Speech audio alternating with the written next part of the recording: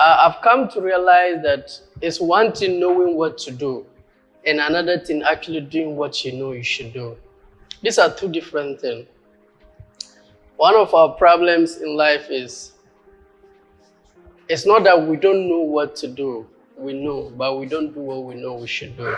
So how do you get yourself to do what you know you should do? That is the problem. Actually, knowing really is 10% or 20%. It's the doing, getting yourself to do. That is very, very important. And the reason for this topic was that as a professional teacher, sometimes some of my students, Master, I find it difficult to read. I find it difficult to learn. I said, but you know you should read. Master, I know. But like, to get up and read. One of them even told me, Master, last week I said on Saturday, 6 o'clock, I'll get up and read science. I said, okay, were you able to do that? Master, I got up, but I slept again. I know I should read, but I slept again. I know a guy who told me that as for my wife, I'm going to treat her with all my best. And one day I came and met him insulting her, about to slap her. I said, but you know what you are doing, you shouldn't do that. I know, but I don't know, like it's too hard. Sometimes it's too hard.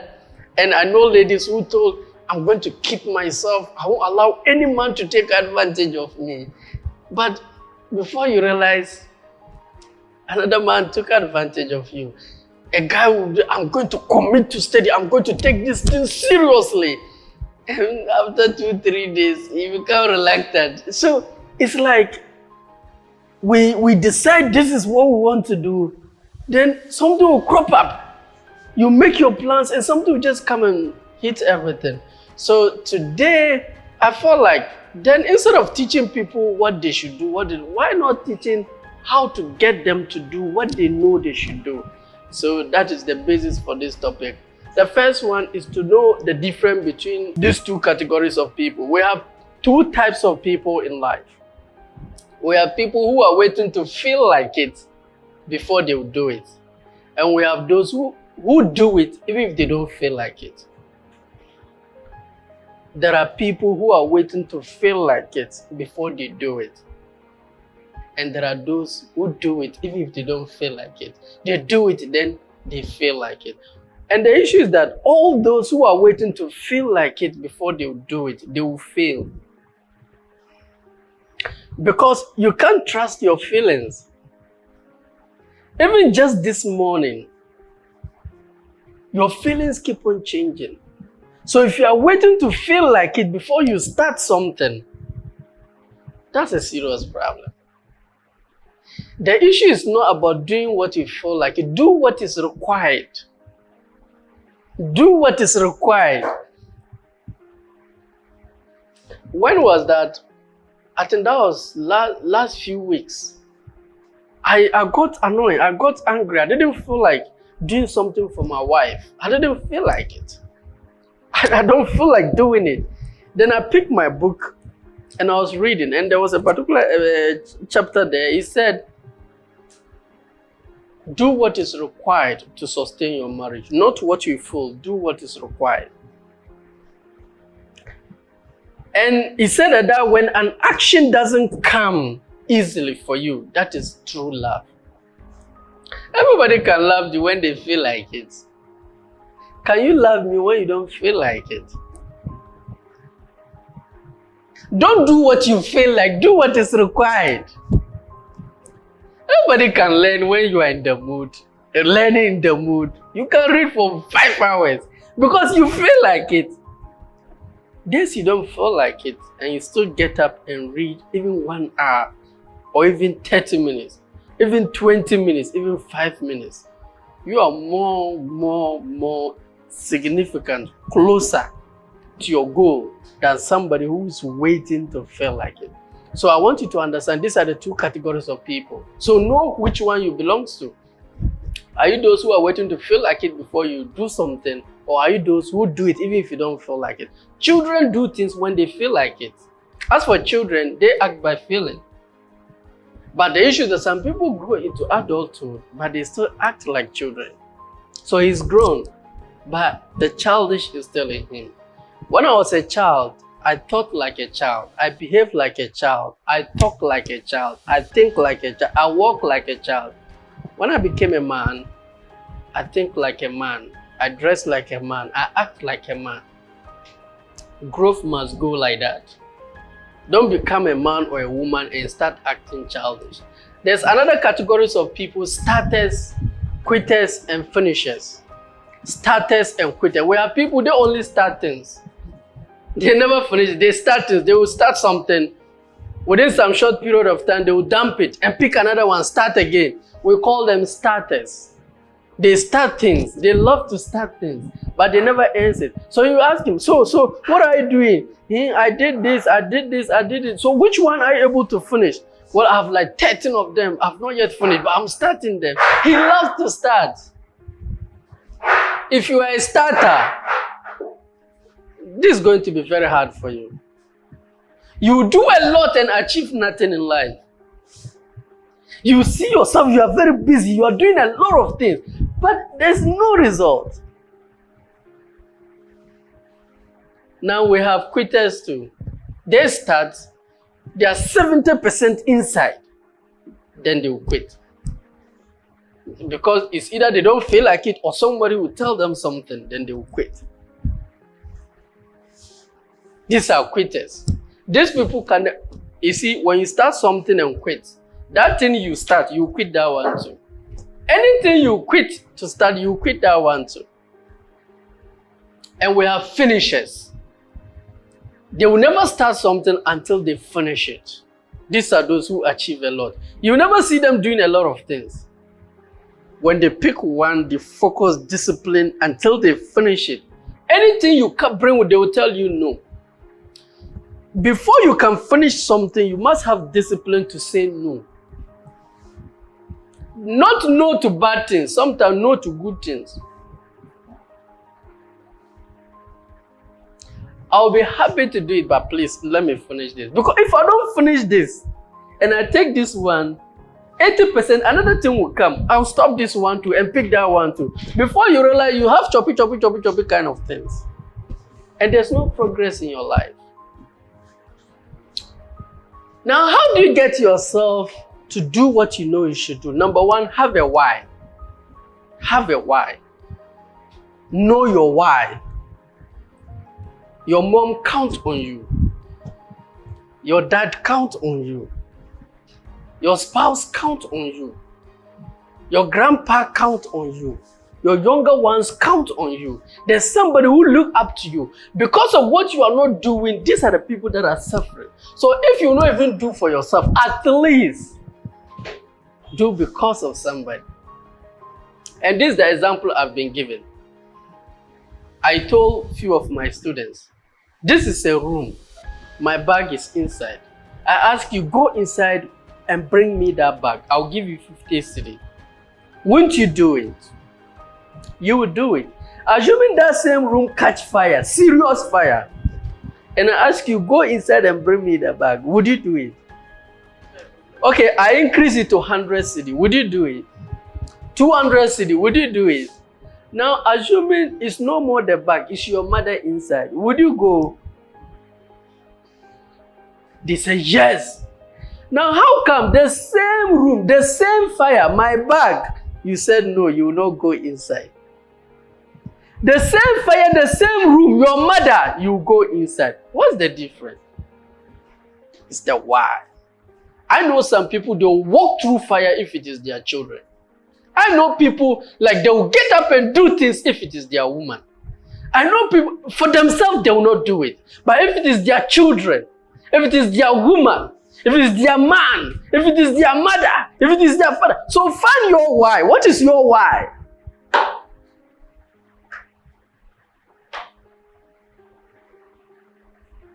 What is your why? Have your why. And secondly, just understand God is not against you. God is not against you. I always give this scenario.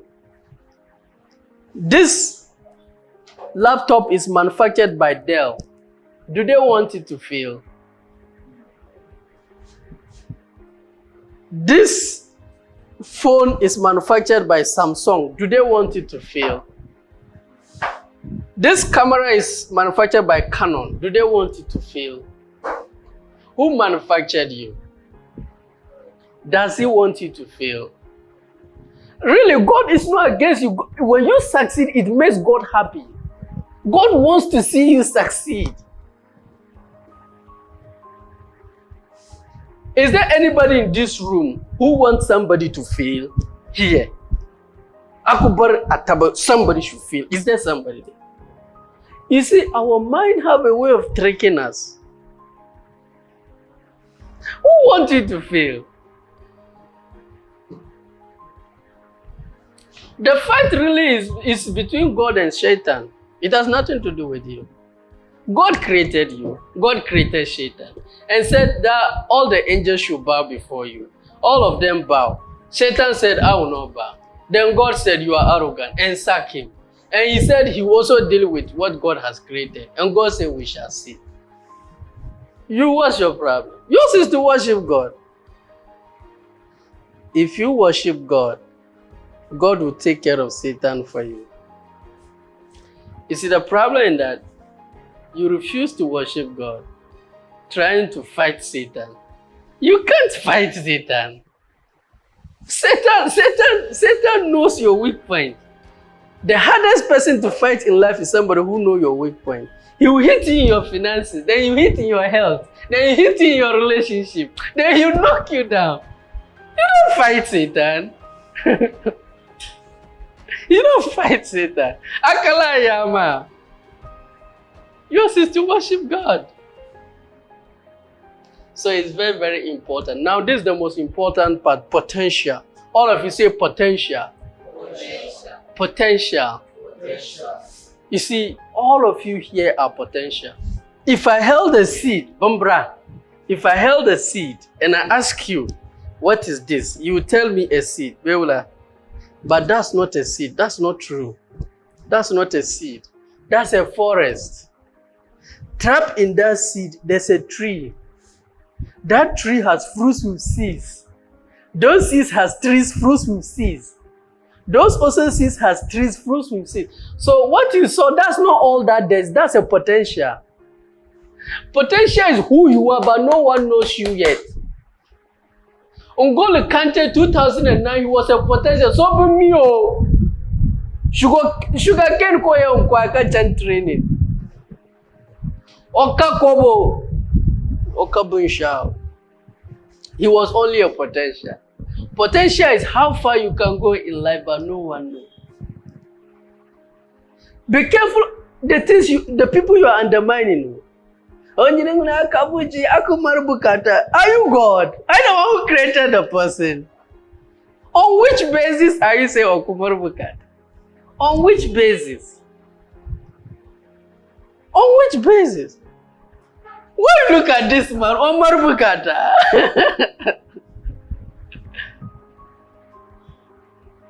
This was the leading midfielder for helping France to win the World Cup. Chelsea, he's their current serious midfielder. N'Golo Kante is my favorite midfielder. This guy, he'll never be poor again. He's poor. He's gone. But there were times he has to go and sell sugarcane. Ladies saw him and said, today those ladies come to me, so I loved you, I loved you.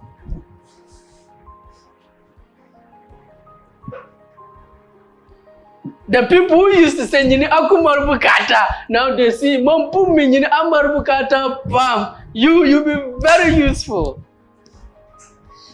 Right now, there are people that are waiting for you to succeed. And say, I already know the guy. The guy is going to be very successful.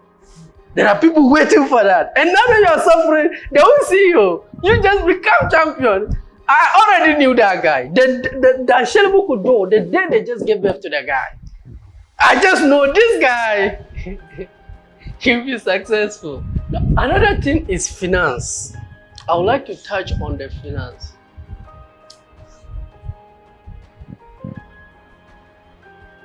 I was at the shop And here I would like to give 2 stories about money.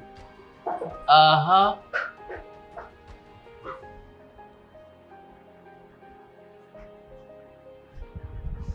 was at the shop. Actually, when I was at the college, I didn't know the difference between asset and liability. How many of you know the difference between asset and liability? When I was at the college, I never knew the difference between asset and liability. So, when our accumulation came, I saw my plans. I'll buy Combien for myself, Mapuka for my wife, I'll buy flat screen TV, I'll buy air condition, I would buy things. No, all of them were liabilities. Liabilities are things you buy with your money that take money from you. They add nothing to you. They chop the little you have. Assets are things you buy with your money that appreciate in value or they bring you money. Say, what? Nobody taught me this. So I sold my Combien and I added money and I bought a photocopier. I'm a teacher, my wife is a teacher. At the end of the term, I'll run photocopy for this school. I'll get 300 Ghana cedi. This school, 2.5. This school, 600. This school, 1.5. I organized that money. I started my shop. Today, I have 2 employees in my shop. What do you spend your money on? To prove to people what? Look, your mom is suffering. The younger ones are suffering. You don't need to prove to anybody you are somebody. You buy liabilities to prove what? You don't need liability to show you are valuable. You will always be valuable. Your value is from God. You don't need a shirt to determine you are valuable. But we don't know the difference between assets and liabilities. A small boy, the second he learned how to sell. One man came to me, he normally comes to me, then I'll give him 10 cedi, 20 cedi, 5 cedi. Then one time I asked him, Mr. Abukari, Baba, me I don't have problem with giving you 10 cedi, 20 cedi, but I'm not permanent be. You have children, you have wife. This money, it will not help you. Do you want me to be honest with you? He said yes. I said the reason why you don't have money is because you don't sell. You think selling is for dropouts. You don't sell. Me, I sell. I sell. You don't sell. That is why you don't have money. He said, what do I mean? I said, I want you to think of an idea. Something you can sell and see whether somebody will not exchange money for that value. He went back 3 weeks. He came back and told me that he would let his wife to start selling yam, fried yam. I'll play. I said, where did you get that idea? That he has a yam farm. He never thought of selling, but what I've said, he will let them start that. So what they did was that Fridays, the wife will come out, cut the yam, put the inside the oil, fried it. The laborers, barbering shops, students, they will pass by some, they will buy small. Then from there, they started adding fish.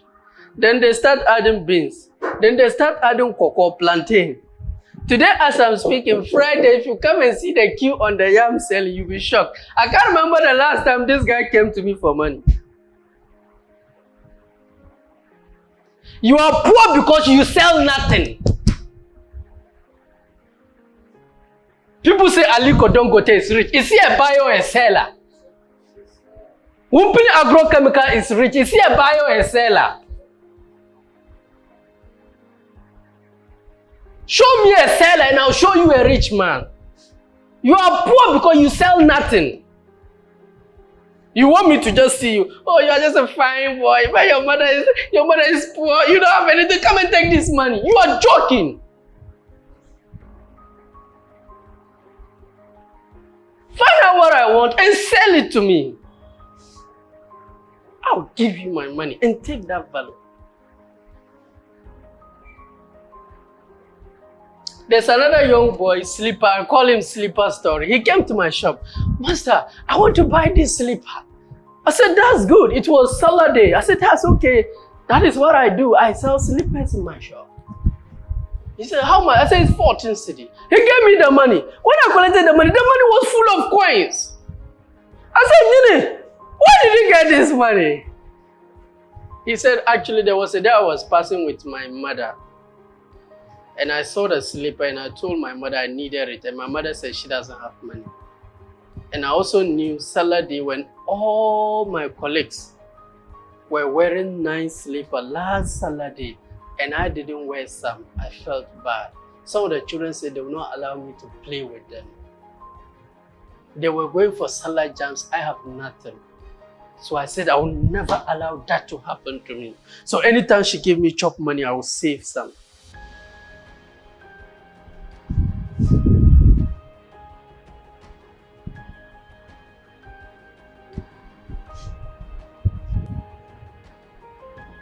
Anytime she give me chop money, I will save some. Today the money is up to this. I came to buy the slipper. When he told me that, I felt pity for the guy. I said, wait, are you learning my number?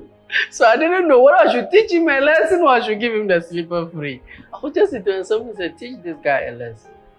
Because he only knew about save and buy liability. Or the slipper is not a liability. If you wear that nice slipper, everybody see it. 1 month, would it still be nice? Even that very day, when you walked it, how would it look like? That is all what we do. We save and buy liability.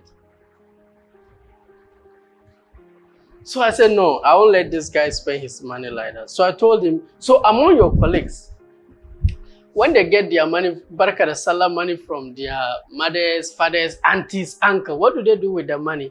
He said they buy toffee, they buy chewing gum, they buy Tampico, they buy African fan, they buy balloon. I said, good. Use your 14 cedis. There's a wholesale here. Go and buy toffee and come. He said, Master, what? Use my 14 cedi. Buy toffee. Master, if you know how I struggled to get this to buy. I should see this nice slipper and drop and buy toffee. I said, look.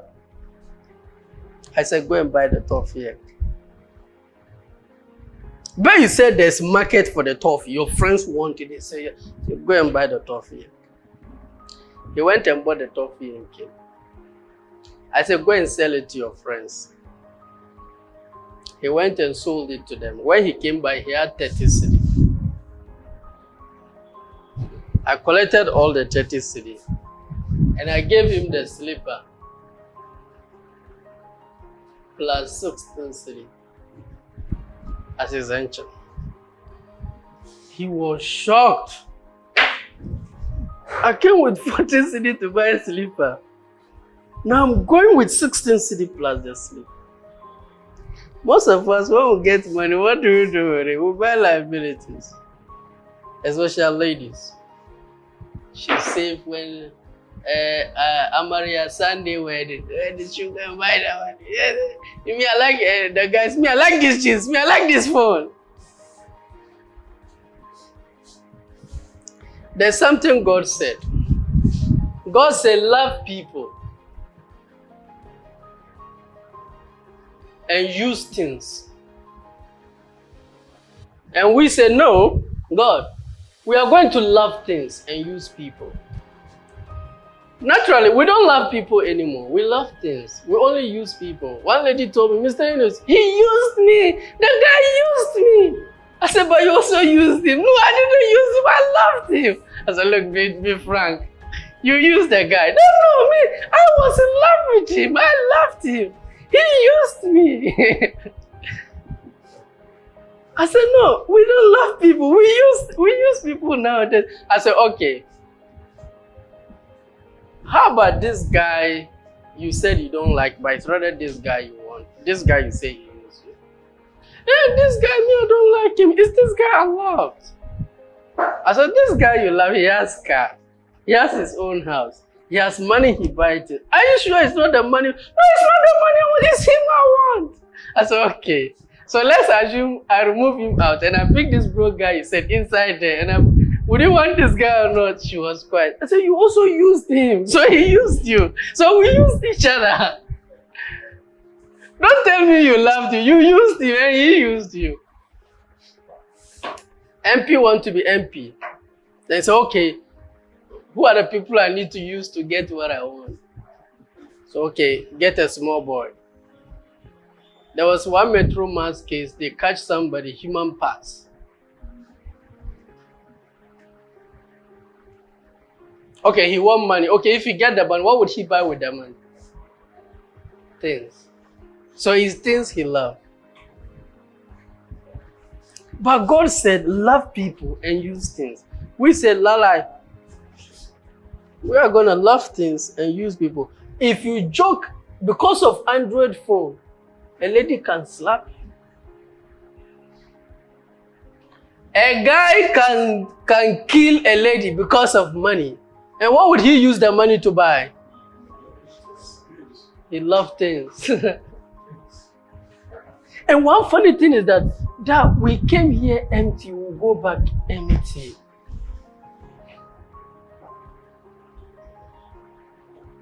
We came here with nothing, we'll go back with nothing. So God said, then love people and use their things. He said, no, I'm going to accumulate things and use people. You see that they get a virgin girl, they remove her breast. They've used her for what? For things. A small boy has been cut, his neck is taken off. For what? For things. We are chasing things. That's serious. Now here is another issue. Save and spend the rest. In 2017, my account was 0.00. And anytime I'm working, I don't feel happy. I don't feel good about myself. So I decided that, okay, every month I'll keep something. One, to take advantage of opportunities like this. So it's very, very important. When you get money, don't spend it and then save. Save before you spend. Because if you said, I'm going to spend, then after that I will save, you will have nothing there. All the money will be gone. So that's another key. Another thing is that it's not how much you earn. It's not how much you get. It's how much you can keep from how much you get. I don't care how much money you are getting. If you can't keep nothing from that, that's a big problem. It's not also how much you earn. It's how much you spend. Even if you earn 10,000 and you spend 10,500, you always be broke. Even if you earn 500 Ghana cedi and you spend 700, you always be broke. If you cannot control how much you earn, at least control how much you spend. There was a time you didn't have nothing. Were you not living? Now you start earning 300, say it's small. Who told you? Start earning 1,000 and see whether it will be big. It will also be small. Start earning 2,000 and see it will also be small. You see, we create this mentality chasing things, liabilities to make us happy. So our next areas to touch on is transformational vocabulary. All of you say transformational vocabulary. Transformational vocabulary. It's very, very important. Instead of saying, I have to do this, I have to attend this class, don't say I have to. Say I get to. I get to attend the class. I get to. You know, we all want to feel like we are receiving something. Not something dumped on us, something pushed on us. One lady called me and said, so I have to send this lady. I have to. Then I said, no, change the word. I get to send the lady. And all of a sudden my feeling changes. Never say, I hate to. Me, I just hate to do this. When you do that, you yourself, you will feel happy. And sometimes things that God push in your life to change your life, you hate them. So say, I am blessed, I get to. I am blessed, I get to. Somebody will say, Mr. Enos, I love this, your message, send it to me. I'll send to the person. And I'll write again, I am blessed, I get to serve you this morning. Some people, when they send you 2-3 music, like when you even tell, I want you to send them, they get angry. They don't know it's an opportunity. It's an opportunity. I get to serve you. It's an opportunity. I get to be in this class. Take advantage of that. You see, I am not angry with those who are rich and they are fooling. Like those who are from a rich home and they are playing. I'm not angry with them. My anger comes from people, young guys who are from poor home, who got destined, they should change the destiny of their family, and they are playing. It pissed me off. You are still sleeping under the roof of your dad, and you are still joking. And you are aging. That is what pissed me off. I love Bill Gates. Bill Gates went to one particular shop. He went and bought things. No, his daughter went to a particular shop, bought so many things, and her change was left with almost $500. And the lady brought the change to her, and she said, no, keep it. It's okay, keep it. And the lady is like, what? You mean I should keep all this change? Say, yes, keep it. Then the lady was confused, so she asked the manager, look at this huge change. The lady said I should keep it. Then the manager said, don't you know that lady? That's Bill Gates' daughter. Bill Gates being Balama, that's Bill Gates' daughter. So what? Thinking. Now if this is Bill Gates' daughter and she left $500 to me, then how about if it is Bill Gates himself? So she started wishing, when will Bill Gates himself come? Fortunately, the next day Bill Gates walked in. The change was reducing, the change reduced, and the lady was like, what is wrong with this guy? The change was reducing, then finally the change reduced to only $1. She was like, what is wrong with this guy? Your daughter came here, bought everything, and still left with $500, and you, $1. And what shocked her was that Bill Gates went to pick the $1. She was like, seriously? Hell no. She said, but look at it. Then she showed it to him. Look at the change, $500. She gave it to me. Then she removed the money and showed it to me. And you, the richest man, you came and bought everything. You change $1. You are coming to take Abba Bill Gates. You are stingy. Then Bill Gates looked at her and said, yes, my daughter, her father is the richest man in the world. So she left $500 for you. Me, do you know my father? My father is a plumber. $1 too. My father is a plumber. You'll be hearing Bill Gates. Do you know his father? His father is a plumber. Now this is the takeaway. This is the best advice he gave to that lady. He said, listen, if you are not from a rich home, make sure rich home comes from you. If you are not from an educated home, make sure educated home comes from you.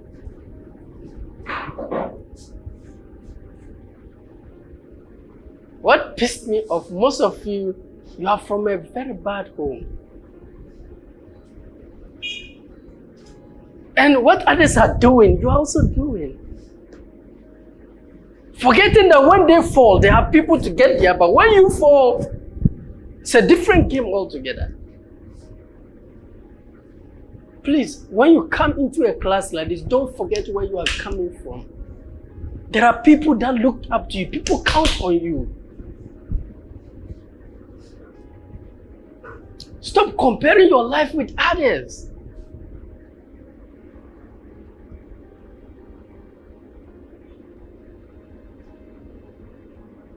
Don't compare your life with anybody. And never think there's something wrong with your height, your skin color, your size, your what. Never think there's something wrong with that. God makes you perfect. Your height is perfect. If somebody doesn't like it, they should go to hell. Are you the one who make yourself like that? There will always be that one person who sees you special. One lady came to my office and said, Mr. Enos, how do I know whether he's the real guy? I said, do you feel special when you are with him? Do you feel beautiful when you are with him? Every woman wants to feel beautiful. People are, why does she put makeup? Why does she wear it? She wants to feel beautiful. And the more she feels beautiful, the more she can take good care of you, the more she can serve you, the more she can take care of the children, the more she can be strong. The hardest woman to love is a woman who doesn't feel beautiful. In fact, there are some women, when you say you look beautiful, they go crown, but she doesn't even believe she's beautiful. So all what I'm trying to say is that know where you are coming from and live in accordance. It's very, very, very important. Another thing is that do what is required, not what you feel. Stop doing things you feel like it. Ask yourself, this is what I want. What is required of me to get it? Forget about your feelings. Your feelings keep on changing. What is required for you to do it? That's what I was saying. I didn't feel like doing something for my wife. And my book told me that if you want to sustain your marriage, do what is required. Not what you feel. Do what is required. Anything you want to succeed. Let's use Jesus Christ. There was a time he prayed and reached to a point, he said, God, if there's a way, take this away from me. But if there's no way, let your will be done. Do you think he felt like doing it? You have to do what is required.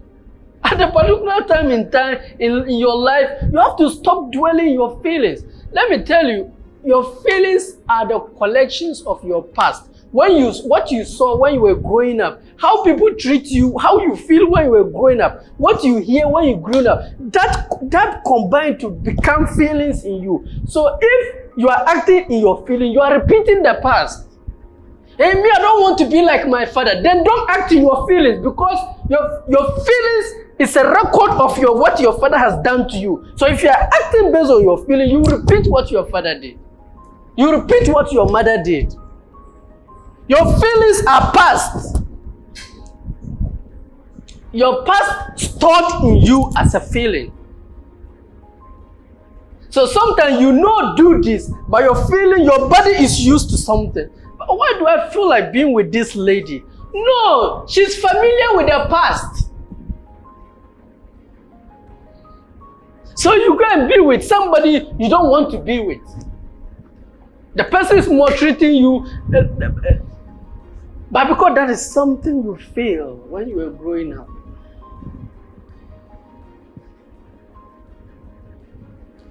Now this is my final point. I've come to the final point. As for please, this one, you people should take it very serious.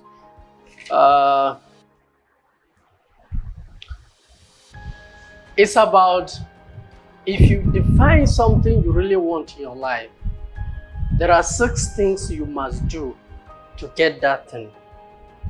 Number 1, remove negative people from your life. Identify the negative people in your life and remove them. There are some people, when you just see them, you feel bad. When you just hear from them, like, no matter how energized you are, it just drain you. Take them out. It's your life. Remove negative people. Identify the negative people in your life and remove them. Life is so short. So take advantage of every opportunity while you are still young. The source of your problems is negative people. Pick all your friends. Who are the positive friends? Who are the negative friends? Cancel them. You don't need them. Now, some of them could be from family. Some of them could come from family. So that time you can't cut them off. What did you do? You minimize the time you spend with them. When any of my negative family, auntie or uncle or any negative person call, I'll look at the time. What's the time? 3:57. Okay, let me give them 3 minutes. 4 o'clock, I'll cut them. Hello, salam alaikum. Hey, blah, blah, blah. Hey, do you know what's happened? I'll be looking at the time. God is dead.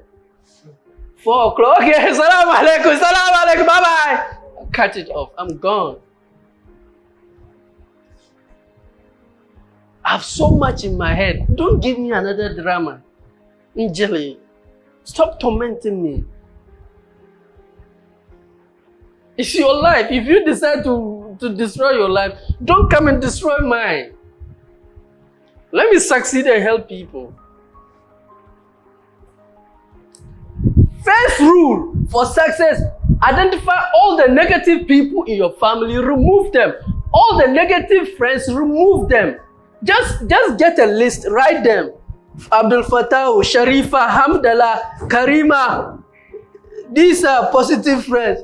Kabdiru, Shabdiru, negative friend, cancel them. When you call, you give him 1 minute.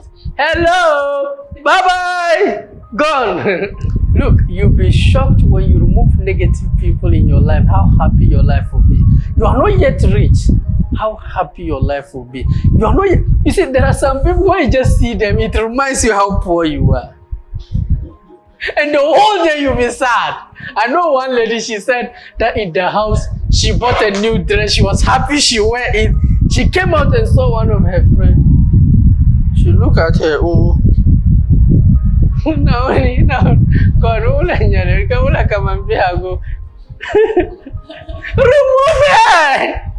Look, when you just remove negative people, you just be happy.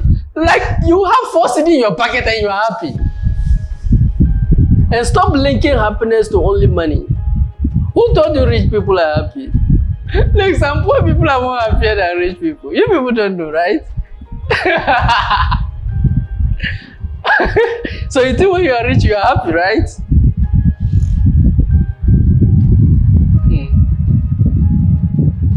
Look, remove negative people in your life and see how your life will be transformed. No matter how you come here and learn, if you still have those negative, when you just go back, there's one word, they will just look at your face and release one word, and the whole day, you will never be happy. The second principle is commitment. Commit 100% to your goal. When you wake up, the first thing to do is to look at your goals.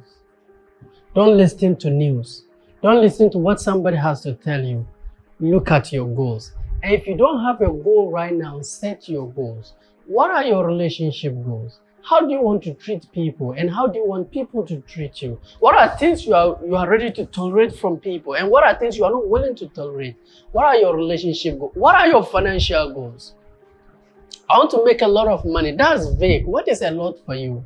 A lot for me is different from a lot for somebody. What is a lot for you? Be specific. How much do you want? What's your health goal? What's your health goal? Do you want to be sick, diseased, healthy? What's your health goal? What's your spiritual goal? Do you want to enter hell or heaven? But Master, it's possible there's no even heaven and hell. Well, if you prepare for heaven and you go and it's there, you enter heaven. It's better not to prepare for it and you go and it's true. There's no time again for you to prepare for anything.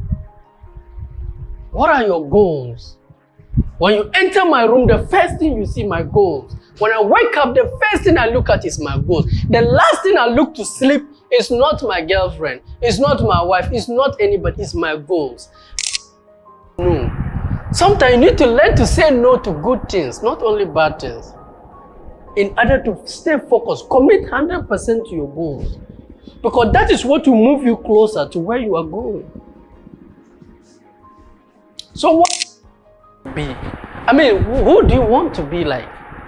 What are your being goals? Who do you want to be? Look, what is that thing?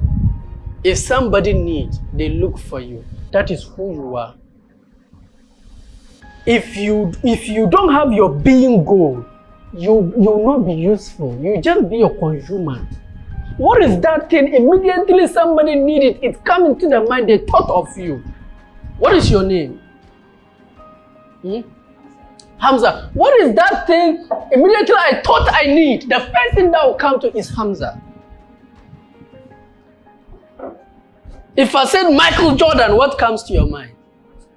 You say Bolt, what comes to your mind?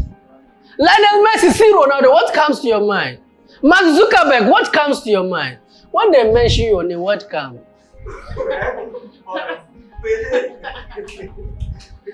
Hey, listen, we're not making fun here. I want all of you to have that goal. When they say Jay-Z, Rihanna, what comes to your mind? Fancy Kadam, Wakaso, Haruna Idrisu, John Mama. You see, we don't have 15 ways to success. Just to say, I saw one small boy that 5 ways to success. What way to success? My way to success is different from your way to success.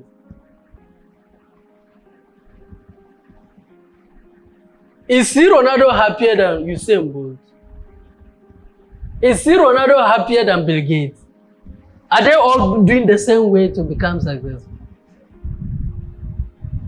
Are you saying Wakaso is more happier than Haruna Idrisu? What is your way? That's why I said, be who you are. I am a motivator. I'm not a musician. I don't even want to be a musician. Enjoy yourself. Be who you are. If God made you a motivator, be it. If God made you a musician, be it. If God made you a photographer, be it. Accept what God made you, and everybody will learn to respect you. Some of you are running away from who you are. And you are trying to be a photocopy of somebody. We don't need fake. When you are around a fake person, you know this is a fake guy.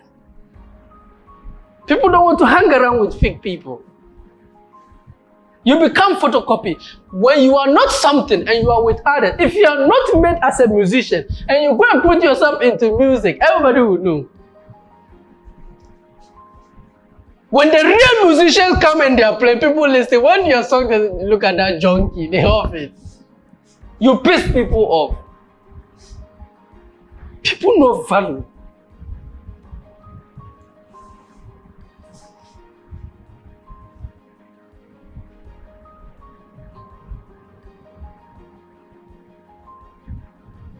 We have elements, environment, and passion. We all have an element. When we are in there, we'll feel happy. Everybody is element. Some people, they are good in giddy, hard things, fast things. They are good in that. And some are good with slow pace. They don't like, no, they like slow pace. Identify yourself. Are you the slow pace person or the giddy person? So know where to put yourself. We have environment. Let me tell you, we all have our environment. If you take Lionel Messi out of football and put him somewhere, he will fail brutally. If you take Haruna Idrisu and put him somewhere, he will fail. If you take Bill Gates, okay, you put Bill Gates and Bokum Bonku. Boxing ring. Bokum Bonku on Bomarma on. You just beat the guy.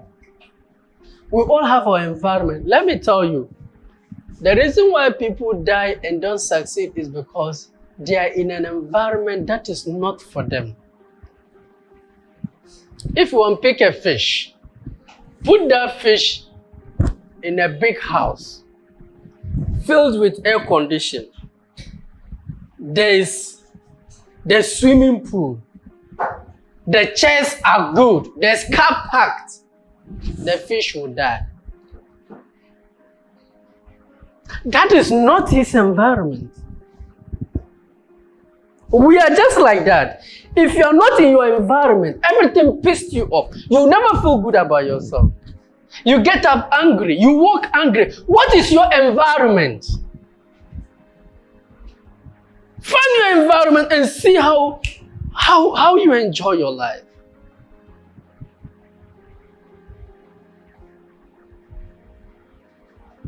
One guy was asking of self-esteem. Master, I don't have self-confidence. I don't have self-confidence. I said, no. There are three things make self-confidence. Number one, competence. Anything you are not good at, you will not have confidence in that. If you are good in something, your confidence level is amazing. What are you good at? It will raise your confidence. If every day you get up and you are doing something you are not very good at, you will never be confident. And people will see it from your work. Because you're not good in that. The second is significance. What you are doing, if it's not important, it doesn't yield money. What are you good at? Please write it. Get a book. When you're not here, go and learn it. Okay, what am I good at? And write it down. Even if you are not, like, what is that one thing? Like, when they put all of you together, you know you are likely to come first or second. Like, you yourself, you just know it. Write it down. What are you good at? That's competence. The second is significance. Anything you are doing that is not important, you will not feel happy. Anything you are doing and people will not benefit from what you are doing, your family will not benefit from it, there's nothing, like, there's no work from it, you will not be happy. You will not have confidence. That's useless work, busy for nothing. And the third is love. When you have no love for what you are doing, any small problem you start complaining. Why is it people start complaining? Hey, this thing is not like this. This thing should have been like this. This thing goes like this. No, they don't have love for it. When you love something, those things become like small things for you. Now, the reason why I wrote things is, these are the things that define a man. When a man just enters into a room, there are three things they ask. Who is he? What does he do? And how much does he earn? Who is he? Who are you? What does he do? And how much does he have? How much money does he have? These are the three things that define you. So any lady that is dating a man who does not know who he is, what he is doing, how much he doesn't earn, forget it. You never get that guy. Like, the last thing in his mind is for you to tell, hey, let's go and chop love. Chop what? I don't have that time. Because my friends judge me by who I am, what I do, how much I earn. So when will you get married? People say, hey, no, you're aging now. When will you marry? It's not about aging. He has not yet figured out who he is.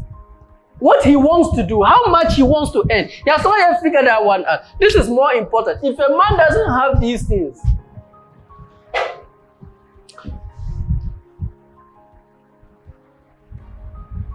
who are you? I am Lionel Messi. What do you do? I play football. How much do you earn?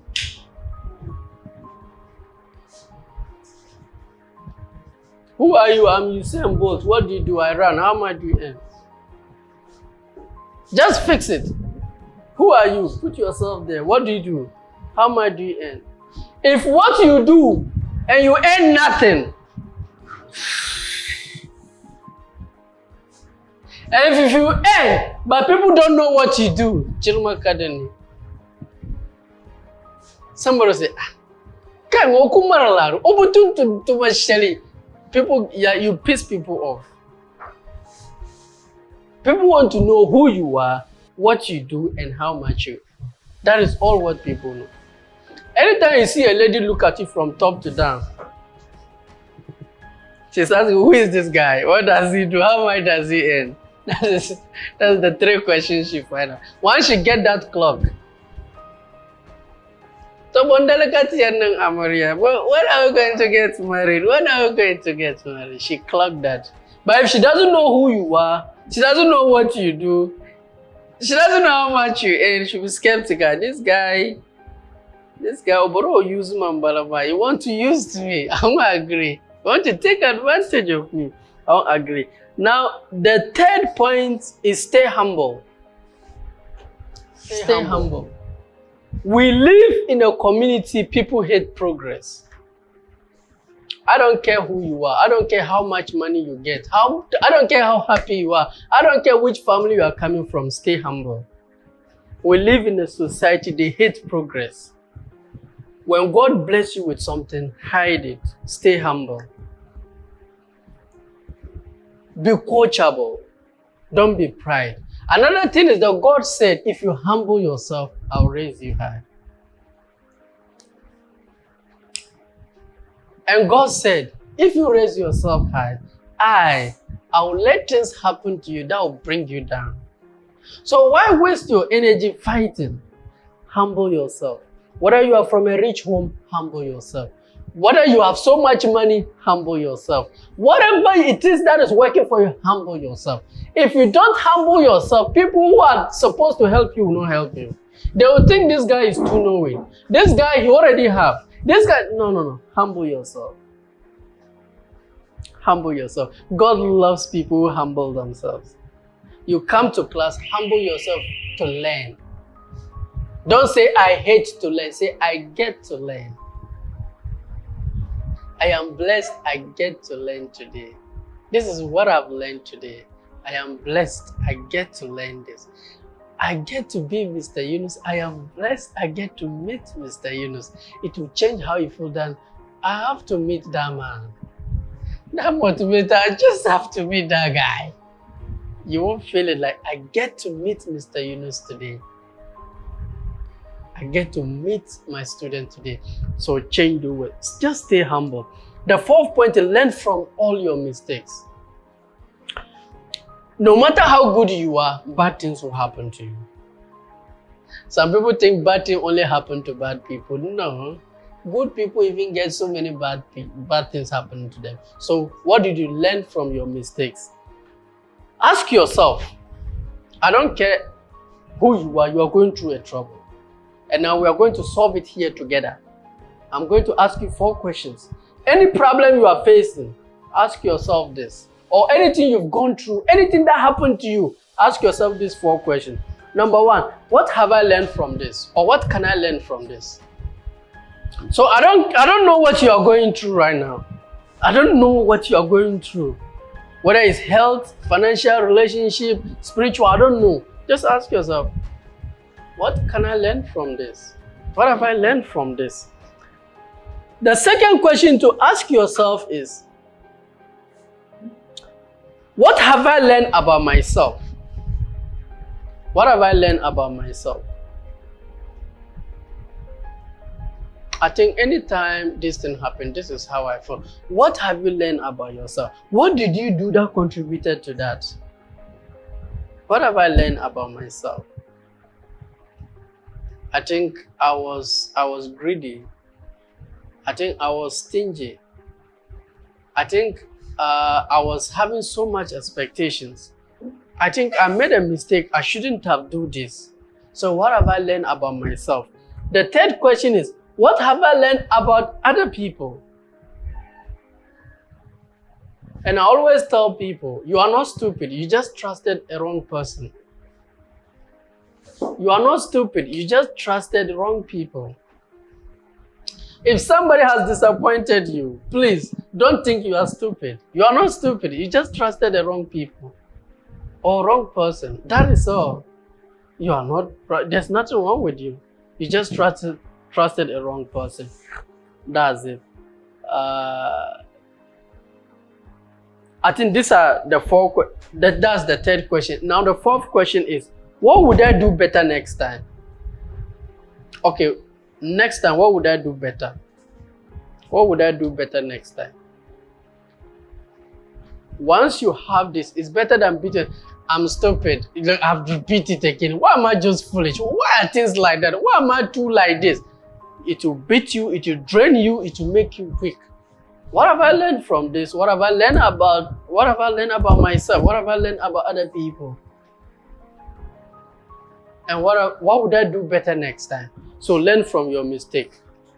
And the fifth point, build new skills. Any new skill you learn will send you closer to your goal. Any new skill. I remember the first time I learned something about editing. It changes my game of the way I spread my message. Anytime you learn something as a new skill, the reason why you have not yet reached where you are sometimes is because you've not learned a certain skill. You've not acquired a certain skills. So try to acquire new skills. And the last one, never give up. I don't care what has happened to you, never give up. I don't know whether it's 1973 or what. Adolf Hitler. Hitler was just killing all the countries except Britain. So Hitler planned to go and just colonize Britain. He's going to deal with them. And the whole world knew, as for Hitler, when he comes, who you are gone. In the Great Britain, they were all afraid because Hitler had conquered so many nations. And people were laughing at Britain. When Britain said they will never give up, they will fight Hitler till their last breath. People say, what? Hitler would just slaughter Great Britain like a chicken. The D-Day Hitler arranged, they went to attack Britain. Britain also organized themselves. They knew this fight is huge. But they decided, we are not going to give up.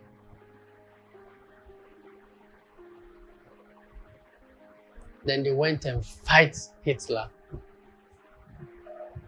Though many of their people died. And according to research, that the boat that sent them to where Hitler to go and fight, I don't know whether it's Winston Churchill, the leader, he said that they should burn all the boats. No return. So they burn all the boats. It's either we kill them and survive or we die. No turning back. So while others were fighting for things, they were fighting for their life. As a result, they killed all the Hitler people and the Hitler people ran away. They fight and defeated them. And after they won the war, Winston Churchill, the greatest leader of all, they invited him to come and give a long speech.